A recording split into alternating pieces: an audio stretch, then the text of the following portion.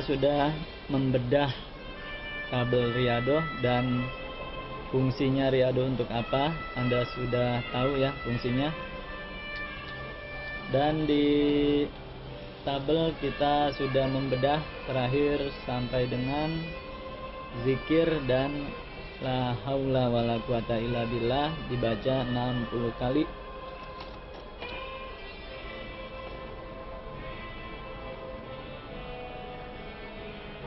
Ini ya. Terakhir kita zikir plus la haula wala quwata illa billah. Dan zikir ini teman-teman, zikir ini terdiri dari subhanallah, alhamdulillah, Allahu akbar. Dan kalau ingin lanjutannya, la ilaha illallah wahdahu la syarikalah, lahul mulku wa lahul hamdu yuhyi wa yumitu wa huwa ala kulli syai'in qadir. Terus disambung dengan la haula wala quwata illa billah. Ada cerita di sini teman-teman. Ada cerita ketika pada zaman Rasulullah SAW, cerita tentang zikir ya, zikir dan la haula wala quwata illa billah. Jadi suatu ketika pada zaman Rasulullah SAW kan ada sahabat yang kaya raya ya. Ada sahabat yang kaya raya dan ada juga sahabat yang kehidupannya biasa saja, bahkan di bawah dari standar kekayaan ya, miskin lah ya. Ada sahabat yang kaya raya dan ada sahabat yang miskin. Suatu ketika ada sekumpulan orang atau sekumpulan sahabat yang boleh dikatakan miskin ya. Miskin sebenarnya cukup ya, sebenarnya cukup tapi sekumpulan sahabat yang miskin ini boleh dikatakan miskin lah ya. Miskin. Sekumpulan sahabat datang ya, sekumpulan sahabat miskin datang kepada Rasulullah SAW dan ingin menanyakan atau berdiskusi ya. Dalam riwayat lain seperti demo atau meminta penjelasan kepada Rasulullah SAW. Jadi dia berkelompok ya, banyak, dan mendatangi Rasulullah lalu berkata, "Ya Rasulullah, kami orang-orang miskin tidak seperti orang-orang kaya. Orang-orang kaya bisa beramal soleh lebih banyak ya. Jadi orang-orang kaya bisa berhaji dengan hartanya, umroh dengan hartanya, membangun masjid dengan hartanya, infak fisabilillah dengan hartanya, dan melakukan amal kebaikan lainnya lebih banyak ya ketimbang saya yang miskin. Karena harta itu bisa menunjang ibadah dan menambah pahala yang lebih banyak." Coba lihat teman-teman, mental para sahabat yang miskin ini, dia mengeluh kepada Rasulullah karena orang miskin itu tidak sehebat ibadahnya dibandingkan dengan orang-orang kaya ya. Dia tidak mengeluh tentang kemiskinannya karena dia ingin memakan sesuatu yang enak-enak. Dia tidak mengeluh, "Saya miskin tidak bisa membangun rumah, saya miskin tidak bisa liburan ke pantai." Bukan itu yang dicari teman-teman. Kalau para sahabat, "Saya miskin tidak bisa berfoya-foya dengan harta saya." bukan begitu. Atau mungkin saya miskin tidak bisa membeli mobil, saya miskin tidak bisa membeli apapun yang saya inginkan. Jadi para sahabat ini yang selalu dipikirkan itu ibadah ya, bukan memuaskan nafsu dunia ya. Kalau kita kan, saya miskin, saya ingin membeli rumah ya, saya miskin, saya ingin membeli mobil, saya ingin membeli perhiasan, saya ingin bertamasya ya, rekreasi ke luar negeri, saya ingin ke restoran. Itu kalau kita ya, kalau kita selalu inginnya memenuhi nafsu ya, inginnya bermewah-mewahan di dunia. Kalau sahabat tidak, teman-teman. Sahabat selalu memikirkan ibadah ya, sahabat selalu memikirkan akhirat. Saya miskin, jadi saya tidak seperti orang-orang kaya yang bisa berinfak banyak di jalan Allah. Saya miskin, saya tidak bisa haji dan umroh secara rutin karena haji dan umroh itu butuh biaya yang sangat banyak. Sedangkan saya orang miskin, saya tidak bisa melakukan itu semua. Saya tidak bisa membangun masjid karena saya tidak mempunyai biaya untuk itu. Ini yang ditanyakan sahabat-sahabat yang miskin itu ya. Jadi sebenarnya sahabat ini mengeluh bagaimana keadilan Allah ya, bagaimana keadilan Allah. Orang yang diberikan, sedangkan rizki itu, harta kekayaan itu semuanya pemberian Allah. Kenapa dia diberikan kekayaan tapi saya tidak? Sedangkan saya pun ingin beribadah lebih banyak dengan harta yang saya miliki. Itu mental sahabat, teman-teman. Mental sahabat inginnya berlomba-lomba dalam hal ibadah. Jadi orang-orang miskin ini tidak bisa mengejar ya, tidak bisa mengejar sebagaimana orang-orang kaya yang sudah banyak pahalanya karena dia diberikan kekayaan yang banyak ya oleh Allah ya. Jadi sahabat ini mengeluh ya Rasulullah, saya tidak seberuntung orang-orang yang diberikan oleh Allah rizki yang berlebih, harta yang banyak. Jadi saya susah untuk beribadah, menyaingi orang-orang yang kaya beribadah ya. Jadi sahabat begitu, teman-teman, mentalnya. Jadi sahabat ini karena keterbatasan ilmu dan ingin diskusi kepada Rasulullah, di mana letak keadilan Allah ya Rasulullah gitu. Di mana letak keadilan Allah? Apakah Allah tidak adil gitu ya? Ya. Jadi sahabat ini ingin seperti orang-orang yang kaya, ingin seperti orang-orang yang kaya yang mempunyai banyak harta sehingga dia bisa memperbanyak ibadah dengan hartanya ya, seperti membangun masjid, seperti infak di jalan Allah, seperti ibadah haji, atau kalau hari ini kita membangun pesantren ya, mendirikan pesantren ya, atau ingin bersedekah kepada fakir miskin dan lain-lain sebagainya ya. Jadi sahabat mengeluh kepada Rasulullah, ya Rasulullah, Allah tidak adil nih, saya miskin sedangkan dia kaya.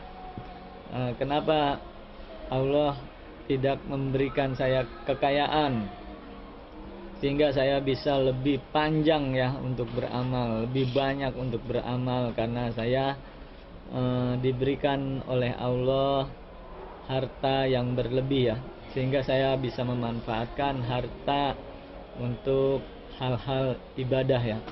Jadi sahabat ini, teman-teman, kalau ada orang yang berinfak di jalan Allah tetapi dia tidak mempunyai harta, maka dia sedih teman-teman. Dia sedih. Itu teman saya amalnya sudah banyak, berinfak di jalan Allah sudah banyak, jadi dia sedih ya. Sedih tidak bisa seperti orang-orang kaya. Sedangkan yang memberikan rizki, yang memberikan harta itu Allah ya. Jadi Rasulullah Shallallahu Alaihi Wasallam memberikan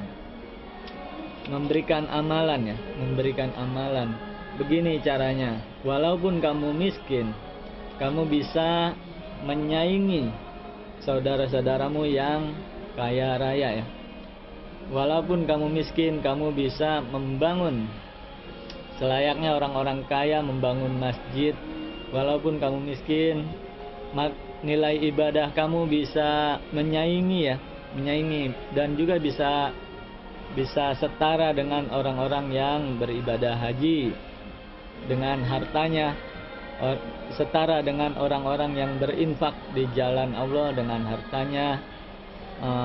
Walaupun kamu miskin, kamu bisa setara dengan orang-orang yang membangun masjid dengan hartanya. Paham gak teman-teman? Rasulullah ingin mengajarkan caranya bagi orang-orang miskin yang tidak mempunyai harta. Ada cara lain untuk beribadah sehingga setara dengan orang-orang yang kaya, membangun masjid dengan orang-orang yang kaya,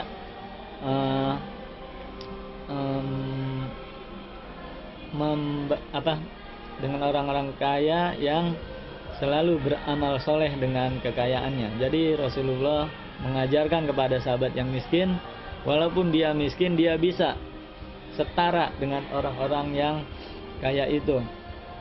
Tapi ini jangan bilang-bilang amalan ini ya, kata Rasulullah. Nanti kalau ketahuan sama orang-orang yang kaya, maka orang-orang itu akan beramal juga seperti kamu gitu. Jadi Rasulullah Sallallahu Alaihi Wasallam memberikan amalan. Caranya begini, sehabis sholat wajib, setelah sholat wajib kamu melakukan zikir ya, melakukan zikir. Pertama zikirnya yang kita pelajari teman-teman di tabel ini, yang kita pelajari. Sehabis sholat kamu berzikir mengucapkan subhanallah 33 kali, alhamdulillah 33 kali, Allahu Akbar 33 kali. Terus dilanjutkan la ilaha illallah wahdahu la syarikalah lahul mulku wa lahul hamdu yuhyi wa yumitu wa huwa ala kulli syai'in qadir. Terus dilanjutkan dengan la haula wala quwata illa billahil aliyil azim. Kamu lakukan itu setelah selesai sholat wajib. Jadi ketika kamu sholat wajib, sesudah itu berzikir subhanallah 33 kali, alhamdulillah 33 kali, Allahu Akbar 33 kali. Terus disambung dengan la ilaha illallah wahdahu la syarikalah lahul mulku wa lahul hamdu yuhyi wa yumitu wa huwa ala kulli syai'in qadir la haula wala quwata illa billahil aliyil azim. Terus lanjutkan dengan la haula wala quwata illa billahil aliyil azim. Lalu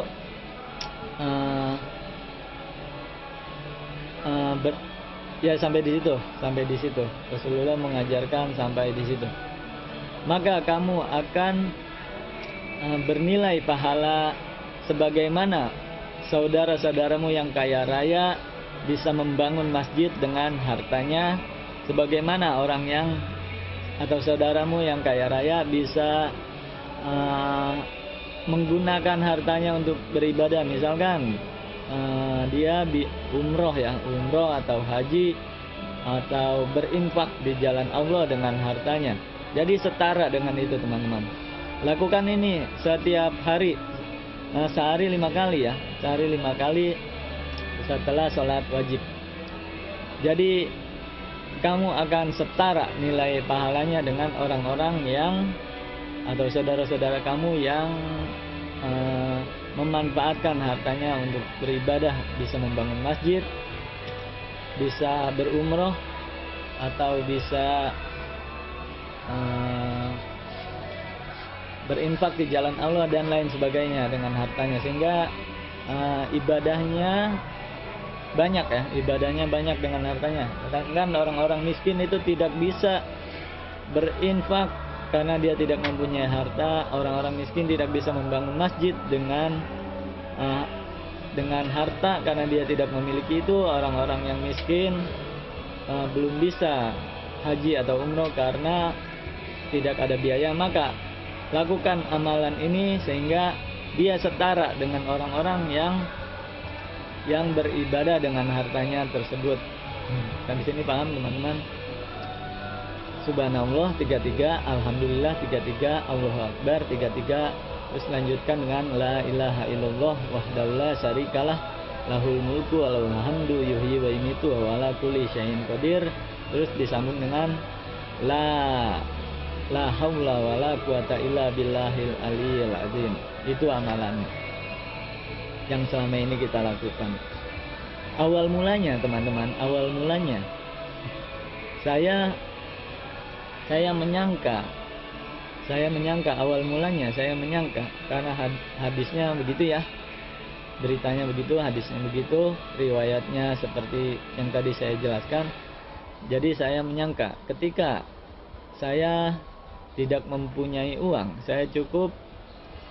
ketika saya tidak mempunyai uang tapi saya berniat untuk ingin membangun masjid, atau ketika saya tidak mempunyai biaya ingin terus-menerus umroh sehingga nanti pahala saya banyak ya.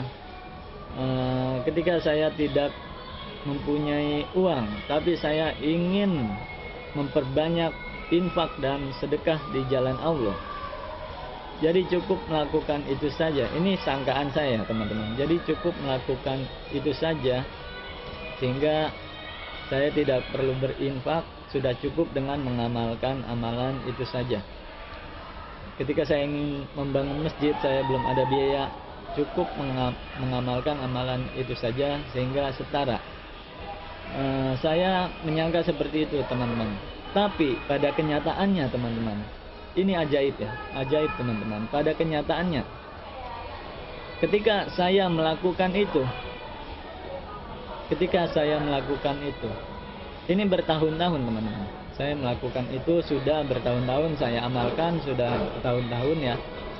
Dulu memang saya belum, harta saya sedikit teman-teman, harta saya sedikit, maka saya untuk menyenangkan hati saya karena saya ingin membangun pondok pesantren, ingin sedekah yang banyak di jalan Allah, saya cukup melakukan amalan itu saja sudah cukup ya. Tapi pada kenyataannya teman-teman, ketika kita melakukan amalan itu, maka kita akan dimampukan oleh Allah untuk keinginan kita teman-teman, beribadah. Saya dulu ingin membangun pondok pesantren teman-teman. Jadi saya tidak mempunyai biaya, saya cukup melakukan itu saja untuk menyenangkan hati saya ya, untuk menyenangkan hati saya. Cukuplah daripada hanya bermimpi ingin membangun pondok pesantren. Saya cukup melakukan sehabis sholat saya berzikir plus la haula wala quwata illa billah dan la ilaha illallah wahdahu la syarikalah, itu yang tadi sudah saya ajarkan.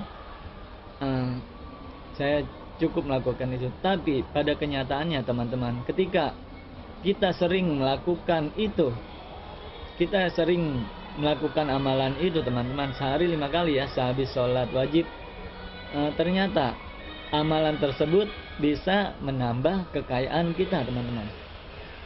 Seiring waktu berjalan, kita dimampukan seperti orang-orang yang memang benar, seperti orang-orang yang kaya bisa ya, taruh situ dulu ya.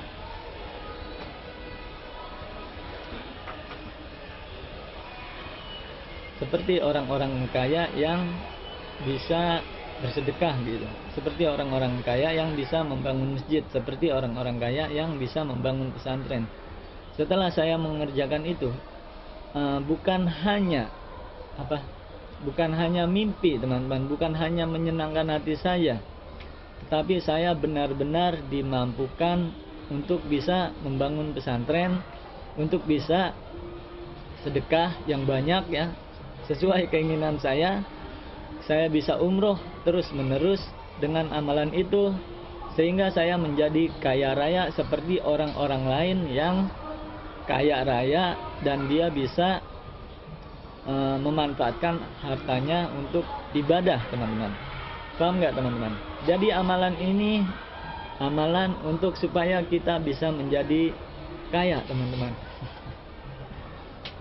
Pada kenyataannya ketika kita melakukan amalan ini, sehabis sholat kita melakukan zikir plus la haula wala quwata illa billah dan la ilaha illallah wahdahu la syarikalah lahul mulku wa lahul hamdu yuhyi wa yumiitu wa ala kulli syai'in qadir la haula wala quwata illa billah, maka kita akan dikayakan oleh Allah sehingga saya bisa beramal dengan harta saya teman-teman, karena harta saya sudah menjadi banyak.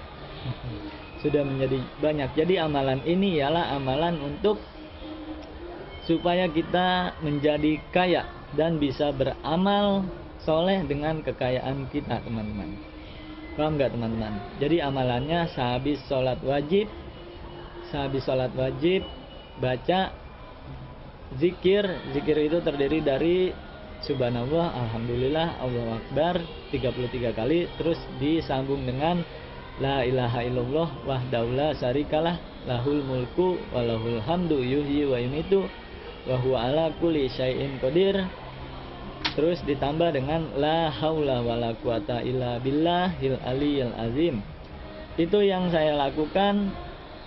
Waktu itu saya hanya bermimpi dan dapat riwayat seperti ini, maka saya lakukan untuk menyenangkan hati saya.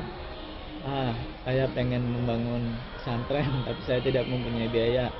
Mungkin dengan amalan ini saya, walaupun saya belum membangun pesantren, ini bisa setara dengan orang-orang yang membangun pesantren. Tapi pada kenyataannya teman-teman, ketika saya mengerjakan ini, justru saya dibukakan rizki oleh Allah sehingga saya bisa membangun pondok yatim ya, pondok pesantren, sehingga saya bisa bersedekah dengan menggunakan harta saya menjadi banyak, saya gunakan harta saya untuk lebih banyak lagi bersedekah. Itu teman-teman.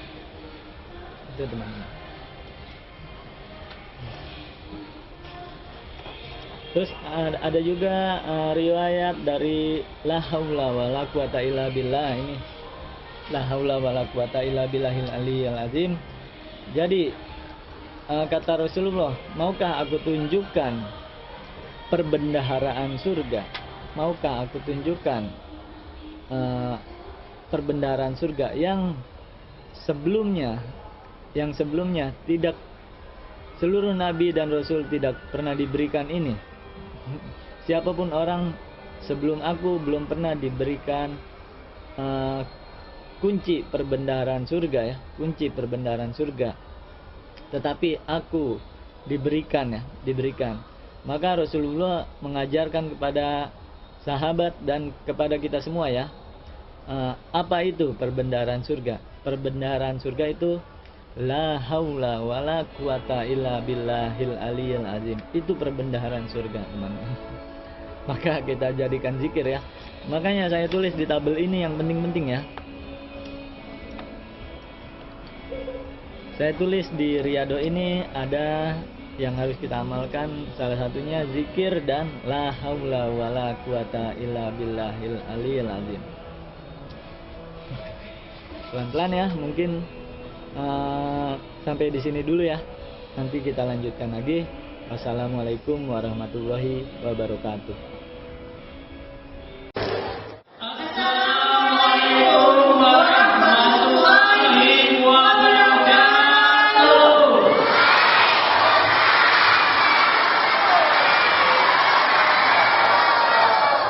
Selamat datang di acara buka puasa bersama yang diselenggarakan oleh kelas pencetak Al-Quran.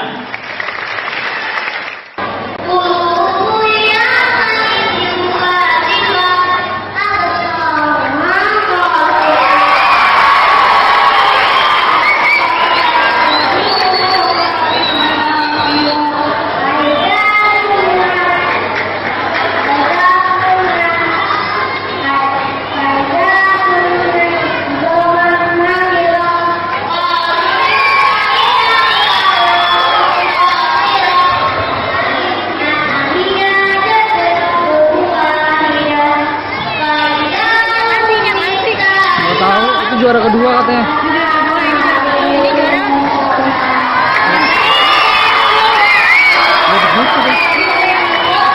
Siapa itu anak